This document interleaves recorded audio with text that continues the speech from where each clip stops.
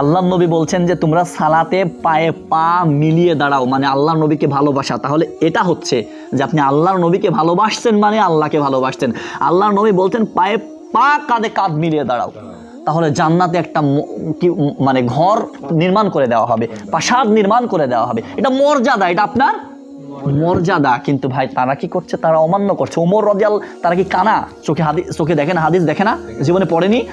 উমর রাদিয়াল্লাহু তাআলা আনহু কাতারের সামনে দিয়ে খুতবার লাঠি হাতে করে ঘুরে বেড়াতেন যে কোনো মানুষ পায়ের মধ্যে ফাঁকা রেখেছে কিনা। তোমরা উমরের থেকে দলিল নাও 20 রাকাত তারাবির, আর উমরের থেকে এই দলিল নিতে পারছো না বেটা। ফাজলামো পেয়েছো?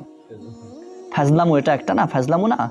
তুমি উমরকে ছেড়ে দিচ্ছ, বলছো উমর এত বড় খলিফা, মানি আমি আলহামদুলিল্লাহ, সম্মান দিই, ঠিক আছে। তুমি উমর থেকে ফতোয়া দিচ্ছ যে উমরের যুগ থেকে শুরু হয়েছে 20 রাকাত তারাবি, সামনে আসছে ঝামেলা, পিটাপিটি চলবে নিয়ে, বাপ বেটা মারামারি চলবে নিয়ে।